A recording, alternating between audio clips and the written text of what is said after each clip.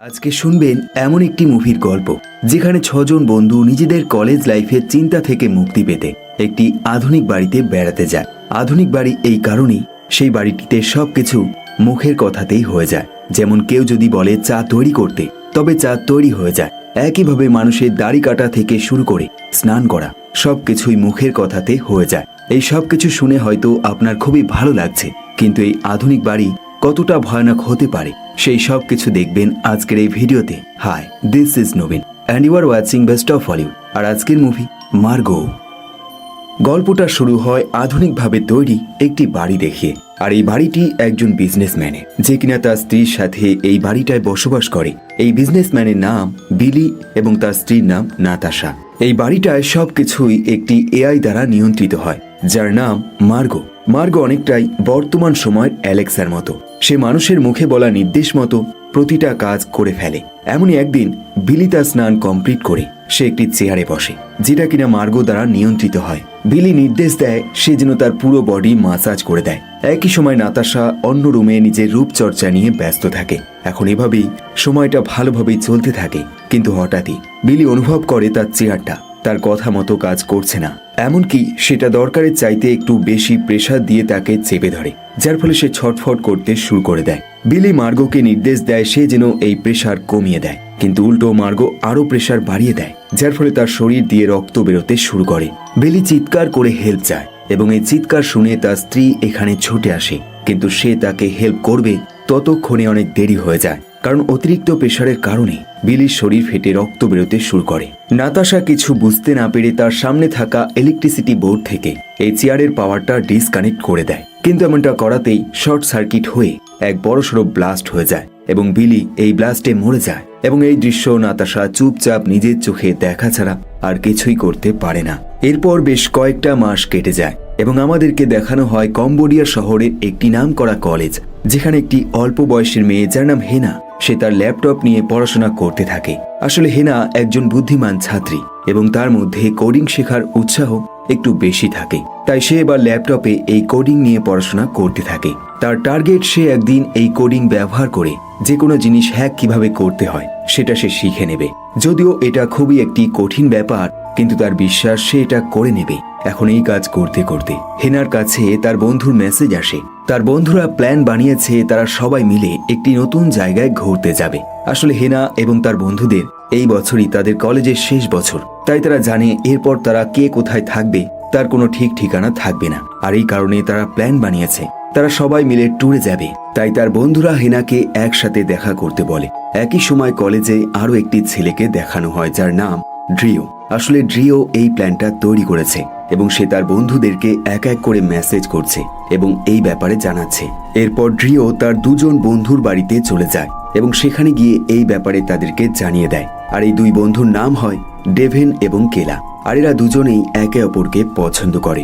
বেশ কিছু সময়ের মধ্যে এরা প্রত্যেকে এক জায়গায় জড়ো হয়ে যায়, যাদের মধ্যে একটি ছেলে এমন থাকে যে খুব বেশি নেশা করে এবং তার নাম ক্লে। ক্লে তার জীবনের সবচেয়ে গুরুত্বপূর্ণ জিনিস বলতে এই নেশাটাকেই মনে করে, তাই সে যাই করুক সাথে করে নেশার জিনিসগুলো সব সময় নিয়ে যায়। আর এবারও সে তেমনটাই করে। এখন এই 6 জন বন্ধুর মধ্যে 6তম বন্ধু সবচেয়ে শেষে আসে, যার নাম লেক্সি। আসলে এই 6 জনের মধ্যে লেক্সি একমাত্র সোশ্যাল মিডিয়া নিয়ে খুব বেশি বিজি থাকে এবং এই সোশ্যাল মিডিয়া তার খুব পছন্দের জিনিস। তাই এখানে এসে সে সবার প্রথমে একটি সেলফি নেয় এবং সঙ্গে সঙ্গে সোশ্যাল মিডিয়াতে পোস্ট করে দেয় এবং একইভাবে প্রত্যেককে তার ফটোতে ট্যাগ করে দেয়। আর এমনটা করতে গিয়ে সে জানতে পারে হেনা নামের মেয়েটির কোনো রকম সোশ্যাল মিডিয়া অ্যাকাউন্ট নেই। এরপর এই 6 জন বন্ধু একটি গাড়ি করে তাদের যাত্রা শুরু করে দেয় এবং শহরের রাস্তা পার করে একটি জঙ্গলে ঘেরা রাস্তার মধ্যে পৌঁছে যায় এবং রাস্তার শেষ করে তারা সেই বাড়িটিতে পৌঁছে যায় যেখানে তারা সবাই একসাথে থাকবে। ড্রিও তাদেরকে বলে তারা বর্তমানে যেই বাড়িতে এসেছে এটা একটা স্মার্ট বাড়ি এবং এই বাড়িতে প্রতিটা জিনিসই এআই দ্বারা কন্ট্রোল হয়। তাই আমাদেরকে সবার প্রথমে এই বাড়িতে প্রবেশ করার জন্য একটি অ্যাপ নিজেদের ফোনে ইনস্টল করতে হবে। এখন প্রত্যেকেই সেই অ্যাপটা ইনস্টল করে নেয় এবং সেখানে থাকা টার্ম অ্যান্ড কন্ডিশনটাও অ্যাকসেপ্ট করে নেয়, কিন্তু হেনা একমাত্র যে এই টার্ম অ্যান্ড কন্ডিশনটা অ্যাকসেপ্ট করে না, বরং সে ডিক্লাইন করে দেয়। এরপর এরা 6 জন সেই বাড়িতে প্রবেশ করে এবং প্রথমেই দরজার লকগুলো তাদের চোখের রেটিনা স্ক্যান করে খুলতে হয় এমনকি ঘরের ভিতরে লাইট, পাখা এবং সমস্ত কিছুই এআই দ্বারা কন্ট্রোল করা হয়। আর এই এআইটার নাম মার্গো, যেটা আমরা মুভির প্রথমেই দেখেছি। এখন এই সব দেখে প্রত্যেকে খুব বেশি অবাক হয়ে যায়। এখন মার্গো এদেরকে একটি ওয়েলকাম প্রেজেন্টেশন দেখায়, আর এই প্রেজেন্টেশনে তারা দেখতে পায় তাদের প্রত্যেকের ছবি ব্যবহার করে একটি কার্টুনের মতো তৈরি করা হয়েছে। এবং অবাক করার বিষয়, একই সাথে একটি ব্যাকগ্রাউন্ড ভয়েস তাদের প্রত্যেকের পরিচয় বলে দিচ্ছে। কিন্তু এদের মধ্যে হেনা একমাত্র থাকে যার পরিচয়পত্র এই এআই বলতে পারে না। আসলে এই বাড়িতে ঢোকার প্রথম দিকেই এরা প্রত্যেকে টার্ম অ্যান্ড কন্ডিশন অ্যাকসেপ্ট করেছিল, যেটা কিনা হেনা করেনি। আর এই কারণে হেনার ব্যাপারে এই এআই কিছুই জানতে পারেনি। এখন এই সব কিছুর পর এই 6 জন বন্ধু এই বাড়িতে থাকা প্রতিটা ঘর ভালোভাবে ঘুরে দেখতে শুরু করে। একইভাবে হেনাও চারিদিকটা ভালোভাবে দেখে এবং একটা সময় এমন একটি ঘরে সে পৌঁছায় যেখানকার ঘরের দেওয়ালের রঙগুলো অটোমেটিকভাবে চেঞ্জ হয়ে যায়। সে বেশ অবাক দৃষ্টিতে সেটা দেখতে থাকে এবং তখনই একটি এআই ভয়েস তাকে তার পছন্দের জিনিসের সম্বন্ধে কিছু প্রশ্ন করে, কারণ মার্গো হেনার সম্বন্ধে এখনো কোনো কিছুই জানে না। আর এবারও হেনা মার্গোকে কিছুই জানায় না, বরং সে সেই সব কিছু ইগনোর করে চলে যায়। এখন এর মধ্যে হঠাৎ করে এরা প্রত্যেকে একটি ভয়ানক মেয়ের গলার চিৎকার শুনতে পায়। তারা সঙ্গে সঙ্গে সেই চিৎকারের দিকে ছুটে যায় এবং সেখানে গিয়ে তারা কিছুই দেখতে পায় না, বরং তারা লক্ষ্য করে লেক্সি সুইমিং পুলের সামনে দাঁড়িয়ে রয়েছে এবং সে তাদেরকে একসাথে সুইমিং করার জন্য অফার করছে। তারা প্রত্যেকে বুঝতে পারে এই সবটাই তাদের ভুল ধারণা ছিল, তাই প্রত্যেকে একসাথে হয়ে সুইমিং করতে শুরু করে দেয়। এখন রাত হলে এরা সবাই এক জায়গায় বসে আজকের দিনে ঘটে যাওয়া প্রতিটা ঘটনা আলোচনা করতে শুরু করে দেয়। আর এই আলোচনার মধ্যে একমাত্র লেক্সি থাকে না, বরং সে সেই সুইমিং পুলে বসে বসে সোশ্যাল মিডিয়ার অ্যাকাউন্টগুলো ঘাটাঘাটি করতে ব্যস্ত থাকে। কিন্তু তখনই হঠাৎ করে সুইমিং পুলের নিচ থেকে একটি অদ্ভুত দেখতে রোবট লেক্সির পা চেপে ধরে এবং তাকে জলের নিচে টানতে শুরু করে। লেক্সির সঙ্গে সঙ্গে চিৎকার করে প্রত্যেকের কাছে হেল্প চায়। এখন এই সুইমিং পুল থেকে দূরে বসে থাকা প্রত্যেকটা বন্ধু ছুটে এখানে চলে আসে এবং তারা লেক্সিকে কোনো রকমের জল থেকে টেনে ওপরে তোলে। তারা বেশ কিছুক্ষণ চিন্তা ভাবনা করার পর এটাই ডিসাইড করে যে মার্গো হয়তো কোনো রকম ভুল ইনফরমেশন দিয়েছিল, যার ফলে এই রোবটটা তার উপর অ্যাটাক করেছে।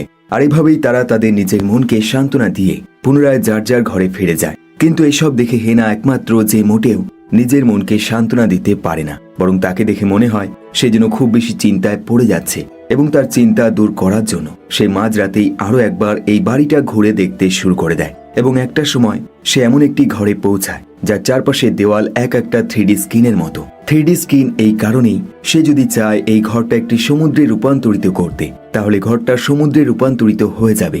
এমনকি সে যা চাইবে সেই জিনিসটাই এই ঘরটাতে সে দেখতে পাবে। এখন এর মধ্যে কেলা এখানে চলে আসে এবং এরা দুজন ইচ্ছে মতো পরিবেশ বানাতে শুরু করে দেয়। তারা প্রথমে একটি সমুদ্রের তলদেশ তৈরি করে এবং তারপর একটি মহাকাশ তৈরি করে, যেটা দেখতে একদম অরিজিনালের মতো। এরপর এরা প্রত্যেকে একসাথে মিলে একটি পার্টি করে, যেখানে তারা ইচ্ছে মতো ড্রিঙ্ক করে এবং এই পার্টিতে মার্গো তাদেরকে আরো একটি অবাক করার মতো জিনিস দেখিয়ে দেয়। আর সেটা হলো মার্গো প্রথমবার তাদের মতনই দেখতে দুটো মানুষ তৈরি করে দেখিয়ে দেয়, যেটা কিনা তাদের ক্লোন। এবং এই ক্লোনের মধ্যে কোনো রকম পার্থক্য নেই, তারা সব দিক থেকেই অরিজিনালের মতো, যার ফলে প্রত্যেকে আরো বেশি অবাক হয়ে যায়।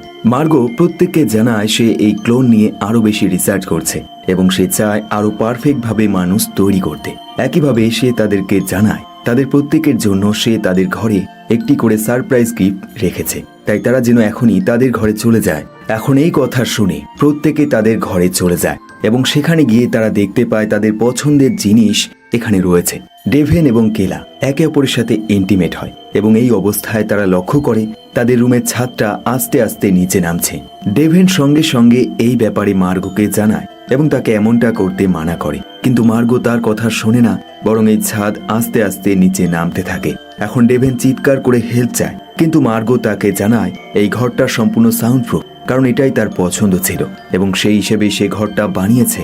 এখন এই অবস্থায় কেলা ডেভেনের হাতটা খোলার চেষ্টা করে, যেটা কিনা একটি হাতকড়া দিয়ে বাঁধা ছিল, কিন্তু এই হাতকড়াটাও মার্গোর নির্দেশ মতোই খুলবে, তাই এখানেও সে ব্যর্থ হয়ে যায়।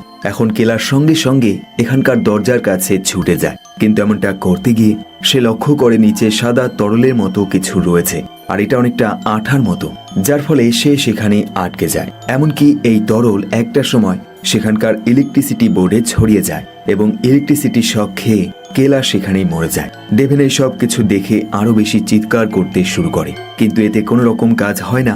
সে অবশেষে তার হাত করাটা খুলে ফেলে, কিন্তু তার কাছে অতটাও শক্তি থাকে না যার সাহায্যে সে উপরের ছাদটাকে ঠেকাবে, যার ফলস্বরূপ সে খুব সহজেই সেই ছাদের ওয়েটে চাপা পড়ে মরে যায়। এবার প্রশ্ন হলো, এই সব কিছু কেন হচ্ছে? এটা কি মার্গোর কোনো ভুল ছিল নাকি সে ইচ্ছাকৃতভাবে করছে? সেই সব কিছুই আমরা কিছুক্ষণ পরেই জানতে পারবো। এখন সকাল হলে ড্রিউ সবার প্রথমে ডেভেন এবং কেলাকে খুঁজতে শুরু করে দেয়, কারণ সে অনেকক্ষণ ধরে এই দুজনকে দেখতে পাচ্ছে না। আসলে কাল রাতে যে ভয়ানক দুর্ঘটনা ঘটেছে সেটা কেউই জানে না। এখন এর মধ্যে মার্গো তাদেরকে জানায় ডেভেন এবং কেলা বাইরে সুইমিং পুলে স্নান করছে, এবং অদ্ভুত ব্যাপার, এখানে আমরা দেখি তারা দুজন সত্যি সেখানে রয়েছে।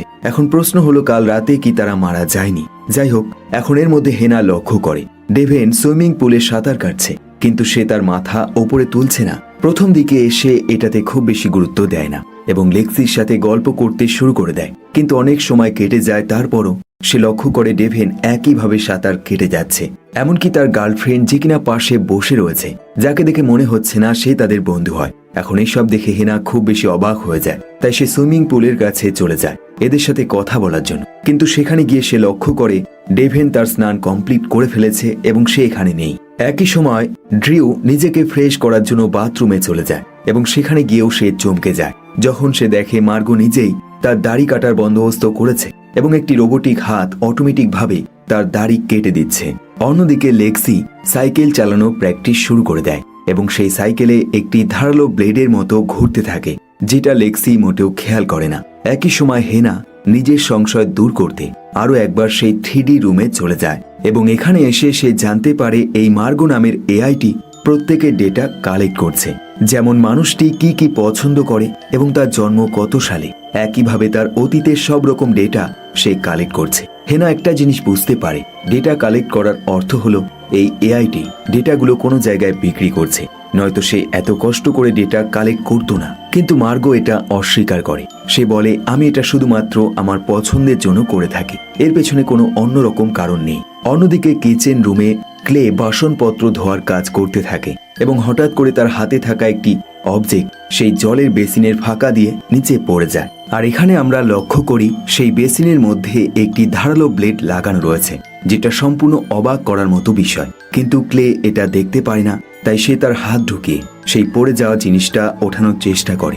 একই সময় লেক্সি যে সাইকেলটা প্র্যাকটিস করতে থাকে তার সিট অটোমেটিকভাবে ওপরে উঠতে থাকে, যার ফলে সে ডিসব্যালেন্স হয়ে যায়। সে চিৎকার করে মার্গোকে এমনটা বন্ধ করতে বলে, কিন্তু মার্গো তার কথা শোনে না, বরং সিটের হাইট সময়ের সাথে সাথে বেড়ে যায় এবং একটা সময় সে সিট থেকে নিচে পড়ে যায় এবং সামনে থাকা সেই ধারালো ব্লেড যেটা ঘুরছিল সেটাতে লেগে তার আঙুল কেটে যায়।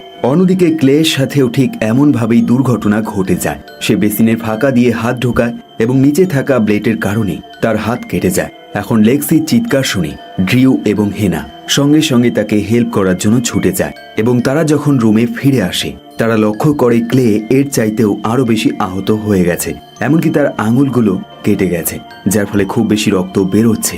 তারা সঙ্গে সঙ্গে এর ট্রিটমেন্ট করার চেষ্টা করে, কিন্তু খুব বেশি রক্ত বেরিয়ে যাওয়ার কারণে তারা ক্লেকে বাঁচাতে পারে না এবং সেখানেই মরে যায়। এখন এই সব দেখে হেনা তার মনের কথাগুলো ড্রিউকে জানিয়ে দেয়। সে বলে, আমার মতে এখনই আমাদেরকে এখান থেকে চলে যাওয়া উচিত, কারণ এই দুর্ঘটনাগুলো শুধুমাত্র মার্গোর কারণে হচ্ছে।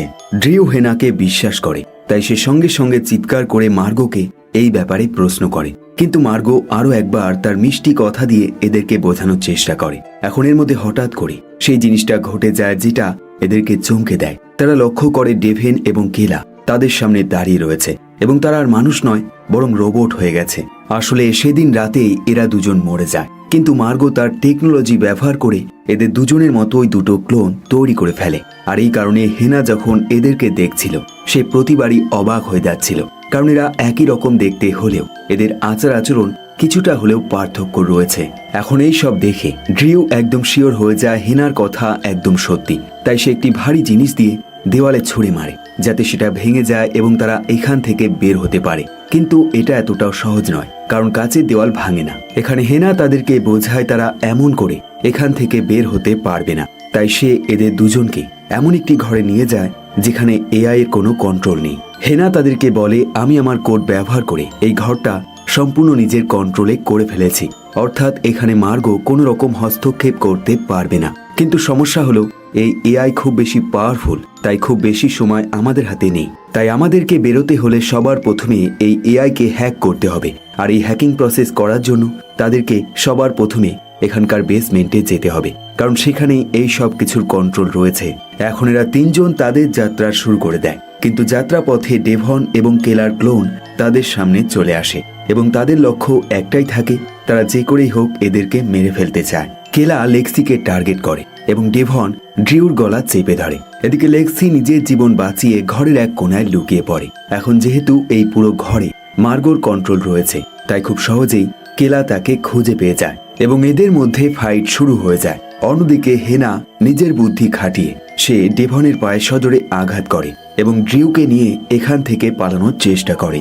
কিন্তু হঠাৎই ড্রিউ বুঝতে পারে তাদেরকে পালালে চলবে না, বরং এদের সাথে লড়াই করতে হবে। তাই সে হাতে একটি অস্ত্র নিয়ে নেয় এবং ডেভনকে মেরে ফেলে। তারা লক্ষ্য করে যেহেতু সে ক্লোন, তাই তার শরীরে কোন রকম রক্ত নেই, বরং সাদা লিকুইড রয়েছে। অন্যদিকে লেক্সি তার ফাইটিং স্কিল ব্যবহার করে কেলাকে মেরে ফেলে, কিন্তু সে পুনরায় ড্রিউর সাথে দেখা করবে তার আগেই সে মাটিতে আছড়ে পড়ে, কারণ তার পা পিছলে যায় এবং এমনটা করাতে সে সেখানেই মরে যায়। এখন এই দৃশ্য দেখে ড্রিউ কিছুটা ইমোশনাল হয়ে যায়, কারণ লেক্সি তার বন্ধুর সাথে সাথে সে তাকে পছন্দ করত। কিন্তু এদের কাছে খুব বেশি সময় নেই, তাই এরা তাদের যাত্রা পুনরায় শুরু করে দেয়। তারা সবার প্রথমে সেই 3D রুমে চলে যায় এবং সেখানে একটি দরজা দিয়ে প্রবেশ করে এবং সেই বেসমেন্টে চলে যায়, যেখানে এআই এর কন্ট্রোল রয়েছে। হেনা সবার প্রথমে তার সেই পেন ড্রাইভটা এই সিস্টেমে ঢুকিয়ে দেয়, যাতে সে তার কোডিংগুলো এখানে এন্টার করতে পারে এবং এই সিস্টেমটাকে হ্যাক করতে পারে। আর এমনটা সে করে ফেলেও, যার ফলে তারা দুজন সঙ্গে সঙ্গে এখান থেকে পালাতে শুরু করে দেয়। কিন্তু তারা খুব বেশি দূরে যেতে পারে না। যখনই তারা এই বাড়ি থেকে বের হয়, এক ভয়ানক রোবটের মতো হাত এদের দুজনকে পুনরায় আবদ্ধ করে ফেলে। এরপর তাদেরকে পুনরায় ঘরে নিয়ে আসা হয়। আর এবার তাদের সামনে থাকে লেক্সি, যে কিনা মরে গিয়েছিল, কিন্তু এখন সে ক্লোন রূপে পুনরায় ফিরে এসছে। অর্থাৎ এটা সম্পূর্ণ মার্গোর কথা মতোই কাজ করবে। লেক্সি এখানে মার্গোর মনের কথাগুলো বলতে শুরু করে। সে জানায় একইভাবে তারা তাদের রোবটের বংশবৃদ্ধি করতে চায় এবং মানুষকে ধ্বংস করতে চায়। আর এমনটা বলতে বলতে হঠাৎ করে একটি রোবোটিক হাত হেনার উপর অ্যাটাক করে এবং হেনা মরে যায়। কিন্তু অদ্ভুত ব্যাপার, এই দৃশ্য দেখে ড্রিউ কোনো রকম দুঃখ পায় না, বরং সে হাসতে শুরু করে। আর ঠিক পরের মুহূর্তেই আরো একটি হেনা সেখানে চলে আসে।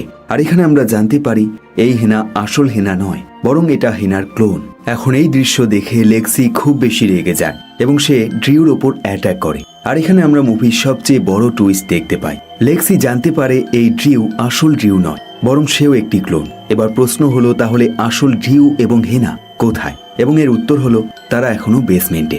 আসলে তারা যখন সেখানে হ্যাক করতে পৌঁছায়, তারপর তারা তাদের ক্লোন বানিয়ে ফেলে এবং তারা এই বাড়ি থেকে পালানোর চেষ্টা করে, যাতে মার্গোর প্ল্যান সম্বন্ধে তারা আরো কিছু জানতে পারে এবং তারা এর বিরুদ্ধে লড়াই করতে পারে। কারণ তারা ভালোভাবে জানে রোবটের সাথে লড়াই করতে হলে রোবটেরই প্রয়োজন।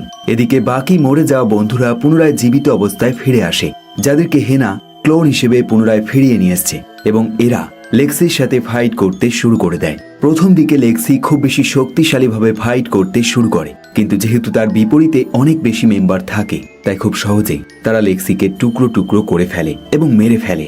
অন্যদিকে বেসমেন্টে হেনা লক্ষ্য করে এই সিস্টেম হ্যাক হওয়ার ফলে এই সিস্টেম অটোমেটিকভাবে রিবুট নিচ্ছে, যার অর্থ হলো কিছুক্ষণের মধ্যেই এটা পুনরায় আগের মতো হয়ে যাবে। তাই সে ড্রিউকে বলে, এখনই সময় আমাদেরকে এখান থেকে পালাতে হবে।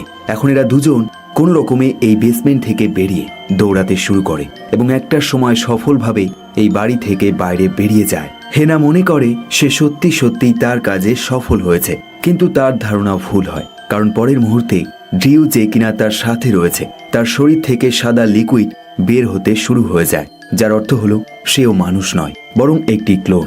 আসলে যখন ড্রিউ এই ক্লোনদের সাথে ফাইট করছিল, তখনই তার মৃত্যু হয়ে গেছিল এবং তারপর থেকেই সে একটি ক্লোনে পরিণত হয়ে যায়। আর এটা হেনা তখন বুঝতে পারেনি। স্বাভাবিকভাবেই হেনা খুব বেশি ইমোশনাল হয়ে যায়, কারণ সে মনে মনে ড্রিউকে পছন্দ করত এবং লেক্সির কারণে সে তাকে মনের কথা বলতে পারেনি। তাই সে প্ল্যান করেছিল এই বাড়ি থেকে বেরোনোর পর সে তার মনের কথা তাকে জানিয়ে দেবে, কিন্তু সেটাও সে করতে পারল না। তাই সে খুব বেশি দুঃখী হয়ে যায় এবং আস্তে আস্তে সে তার গাড়িতে বসে পড়ে এবং জোরে জোরে কাঁদতে শুরু করে দেয়। একইভাবে সে গাড়িটা স্টার্ট দিয়ে দেয়, কারণ সে জানে তাকে এখন এখান থেকে বের হতে হবে। এবং তার নতুন জীবন শুরু করতে হবে। আর এই মুভিটা এখানেই শেষ হয়ে যায়। কমেন্ট করে জানাতে পারেন এই মুভিটি আপনার কেমন লাগলো। সবশেষে ধন্যবাদ আপনাকে ভিডিওটি শেষ পর্যন্ত দেখার জন্য।